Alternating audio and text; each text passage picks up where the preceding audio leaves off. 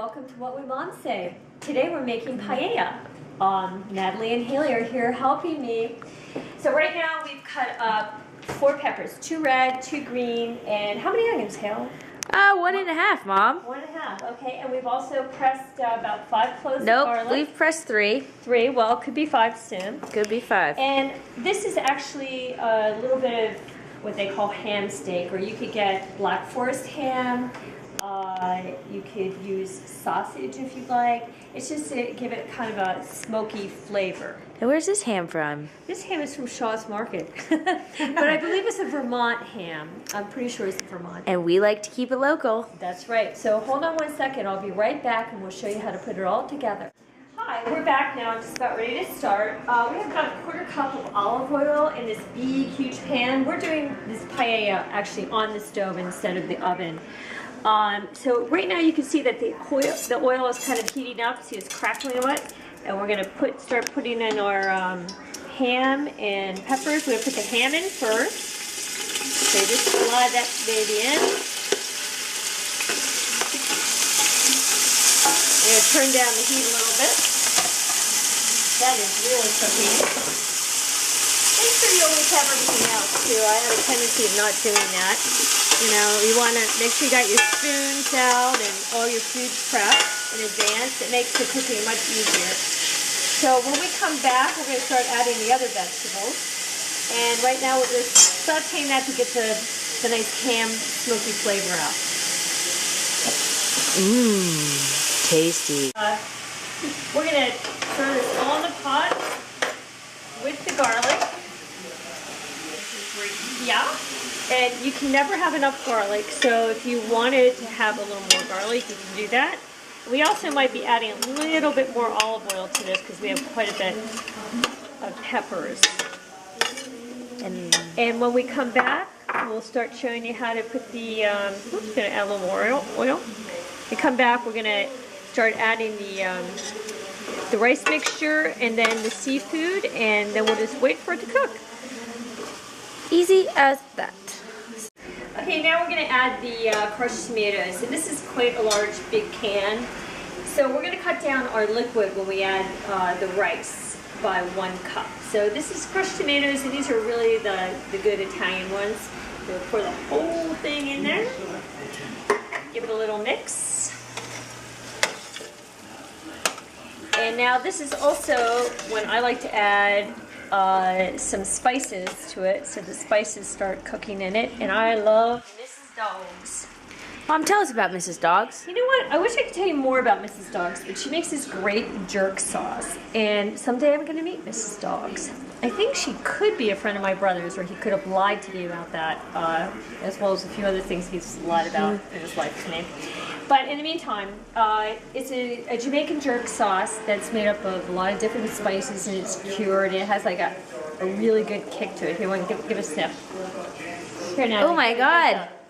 Mmm, baby. And also, Mrs. Dogs makes a great hot sauce. So let's see those labels, Mom, so we know what to buy at the grocery store. Well, you know, Mrs. Dogs has a website, which I will also put up connected for this so you can get it. And she also makes a great mustard and jalapeno pistachio nuts that are really good.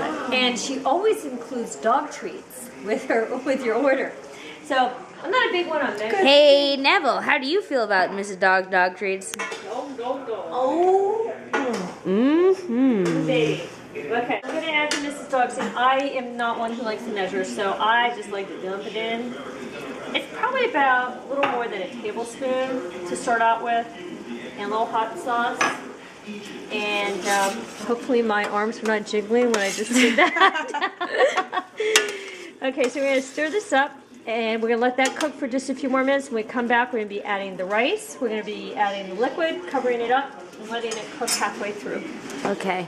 Okay, right now we're going to start adding the rice, and if you take a look closer, you see that all of our vegetables and the tomatoes and everything is cooking down very nicely. It's kind of like a nice thick sauce, and we've lowered the heat down to a simmer, so it's just kind of bubbling. Let's take a look at the label on that rice. Okay, this is the Carolina yellow rice. You know, if you're cooking any kind of like Mexican dish, this is, I like this brand. I also like, I think it's called, I'm gonna say Satins. What's that? Zarian Azarian. They're also great rice mixes. come with red and white. Yeah, they can do.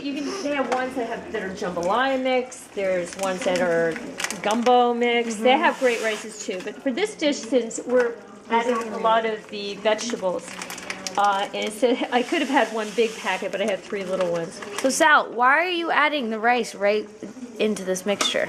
How is that? How can you do that? How can you do it? Well, you do it because you've got to cook the rice, right?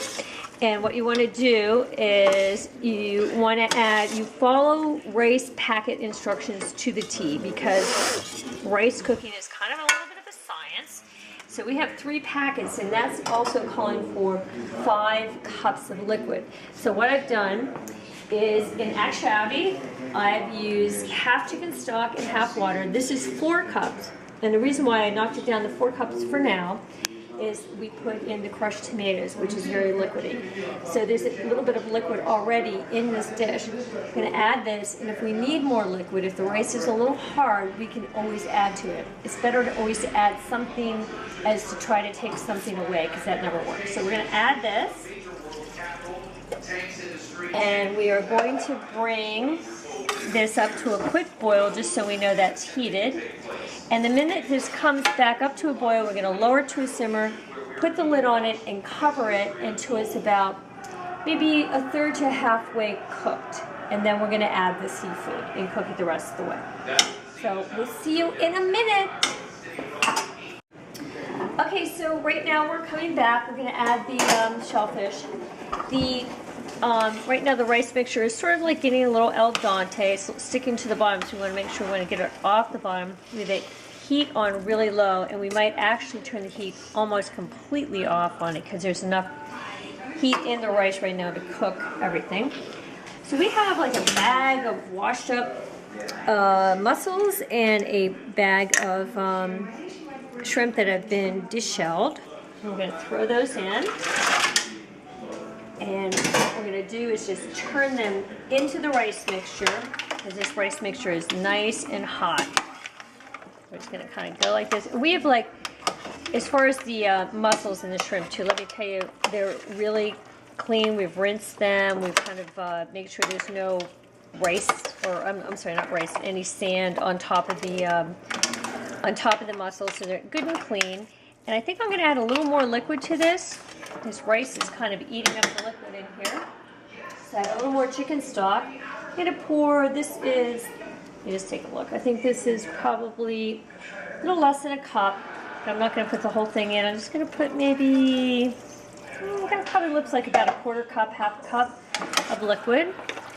Kind of push it to the bottom. And we're going to make sure all those shrimpies and everything is in there nice and tight. And we're going to put the lid back on nice and tightly. And we're just going to wait until it's completely cooked. We'll lift the lid, and the shrimp and the mussels will pop open. And the shrimp will be nice and white and pink. And then we'll know that our paella is ready to go.